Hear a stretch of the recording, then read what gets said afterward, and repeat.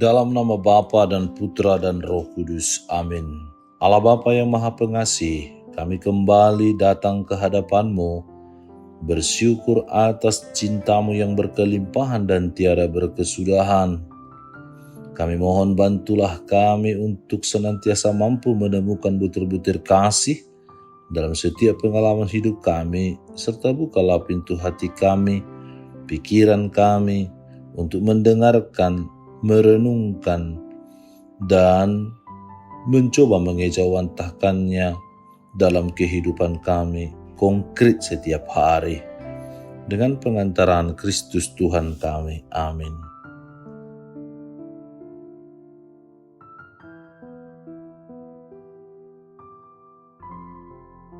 Tuhan bersamamu dan bersama rohmu. Inilah Injil suci menurut Lukas. Dimuliakanlah Tuhan.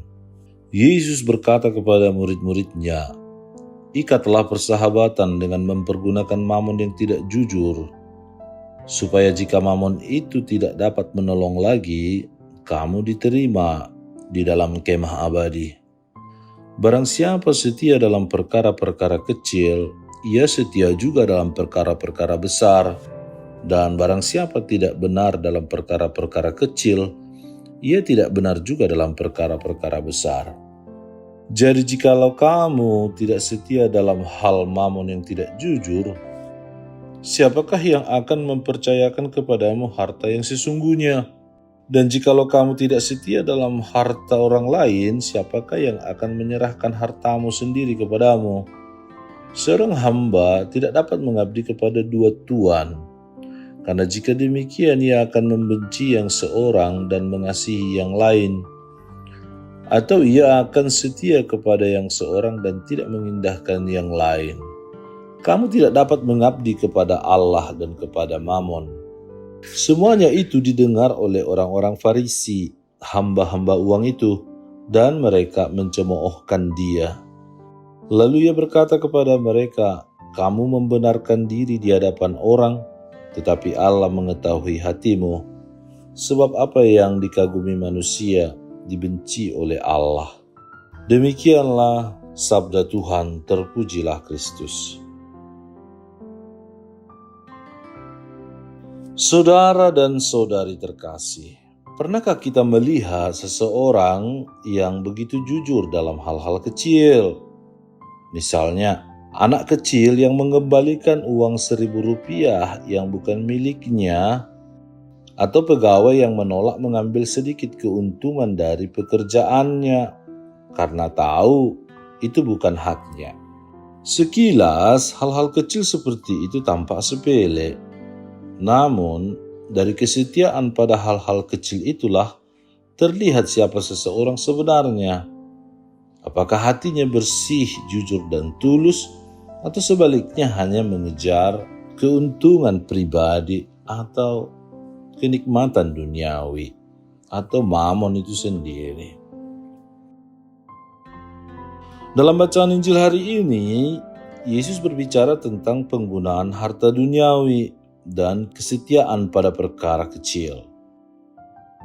Ia berkata, barang siapa setia dalam perkara-perkara kecil, ia setia juga dalam perkara-perkara besar.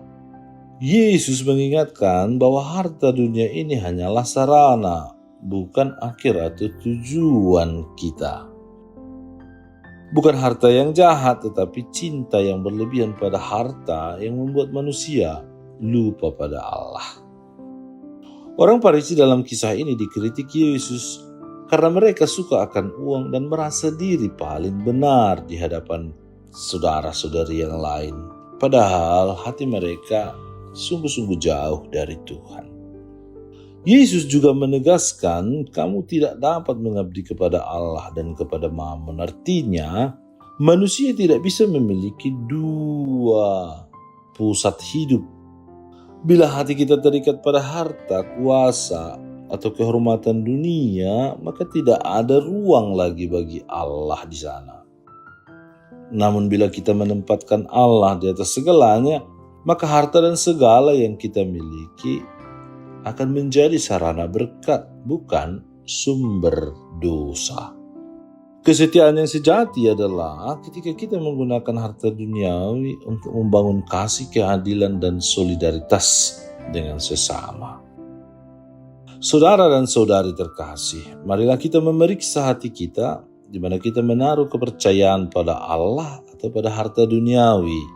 Setia dalam perkara kecil berarti jujur dalam pekerjaan, rendah hati dalam pelayanan, tulus dalam memberi, dan lebih memberi hati kepada hal-hal yang rohani spiritual demi keselamatan dan kebahagiaan kita kelak.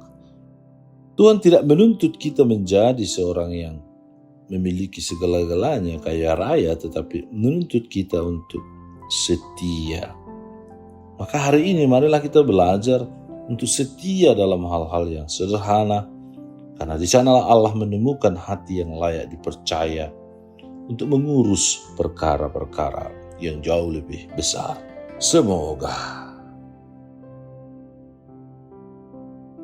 Tuhan yang penuh kasih, kami bersyukur atas sabda-Mu yang menuntun kami untuk setia dalam hal-hal atau perkara-perkara yang kecil dan sederhana. Teguhkan hati kami agar tidak terikat pada harta duniawi atau mamon yang dapat menjerumuskan kami atau membawa kami kepada kehancuran dan kematian.